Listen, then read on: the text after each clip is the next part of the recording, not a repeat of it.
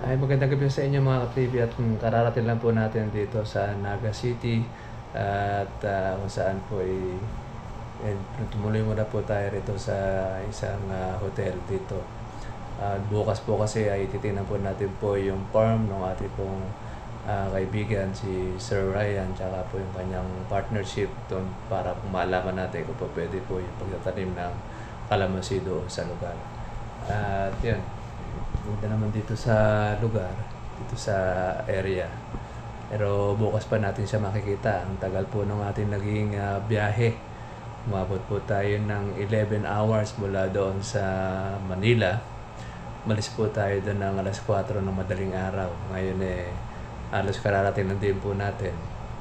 Pero kung maaga-aga po kaming nakarating dito, medyo may liwanag pa, makikita na po natin kaagad-agad po yung area. Kaya lang ay wala pala rito dito sa Naga City. Okay.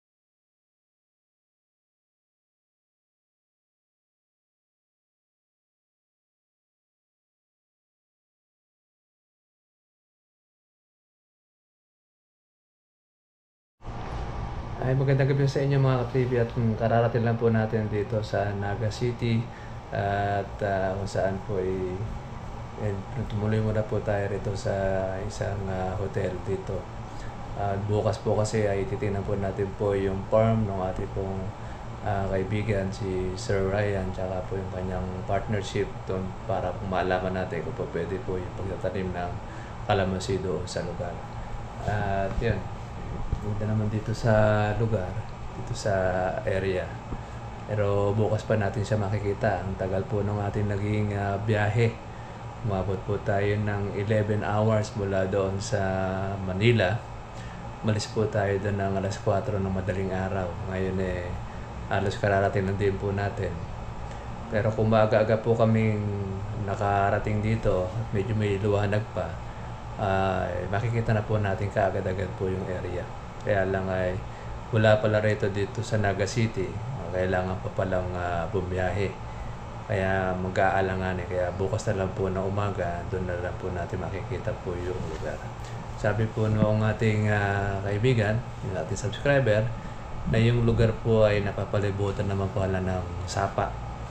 Sabihin wala po siyang problema po doon sa patubig. Kaya titinan din natin yung area, tsaka meron naman doon pala silang mga tauhan na kung saan ay mag-aalaga po ng kalamansi. Kaya dito, yung po kasing kanilang tatamnan ay susubok muna sila ng 1 hectares. Dahil dito sa Naga City, wala pa naman dito marami pang kalamansi. Kaya shoutout natin ang mga taga Naga City dito po sa inyong lugar. At salamat sa pagkakataon nito na tinanggap po tayo ng ating subscriber. Pagamat pagod po sa biyahe, nalayo dahil relax naman dahil kahit paano naman po yung nakarating po tayo rito ng maluwalhati.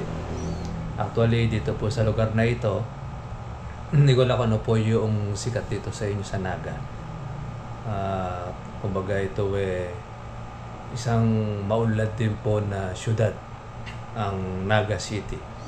Di lang natin alam na kung saan pa sila kumukuha ng kalamansi, kung sa parte pa ng Legazpi. Sa bagay dyan po sa Legazpi, wala rin namang ganong kalamansi dyan.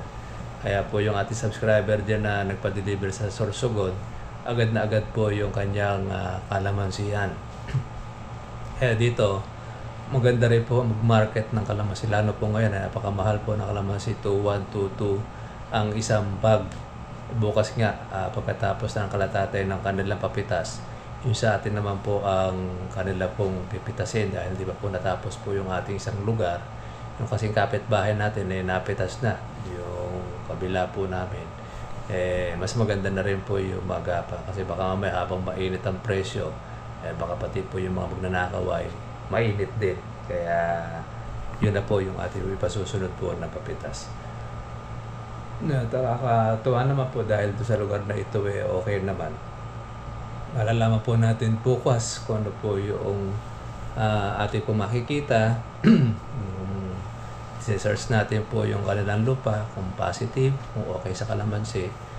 Tingnan din natin kung ito ba ay stagnant water na parang sa bukid kasi pagka pumababa ang area, pipili tayo ng lugar po na pwedeng taniman. Kasi sabi ng ating subscriber ay 14 hectares yun. Doon sa 14 na yun, titingin tayo doon na maganda po ang area na medyo mataas para yun ang ating susubukan na tataniman po ng kalamansi pagka pumukay doon sa ating subscriber. Actually, nagpatingin din siya ng lupa sa parte po ng Rizal. Yan, yung area po doon na susubukan din na magtanim doon ng kalamansi. Kaya lang, i-clearing muna operation. Pero dito sa lugar na ito, sabi nga nung ating subscriber ay patag naman po yung area. Sa madaling salita ay wala na masyado pong i-clear, wala na po papatagin, at wala rin naman po siyang mga puno na kung saan ay puputulin. Kasi pag halimbawa marami po siyang mga puno, kailangan pa natin i-clear yung pong lugar bago taniman po ng kalamansi. Pero bago po yun, siyempre, land preparation muna po ang ating kailangan. Tapos yung mga gamit, pampatubig, makina lang kailangan kasi meron naman po na silang sapa at kailangan na rin po natin ng PVC hose para po makahitit ng tubig sa tag-ulan o tag-araw at matubigan po pagka sa tindi po ng init. Kasi yan ang importante na kailangan po ng kalamansi natin, yung patubig sa tag-araw para magtuloy-tuloy po ang kanyang pagpubunga at makasurvive siya. Kaya yun, tingnan na lang po natin bukas. Kaya shoutout po natin ang ating po mga subscriber na patuloy na nanonood po ng ating pong vlog. God bless po sa inyo.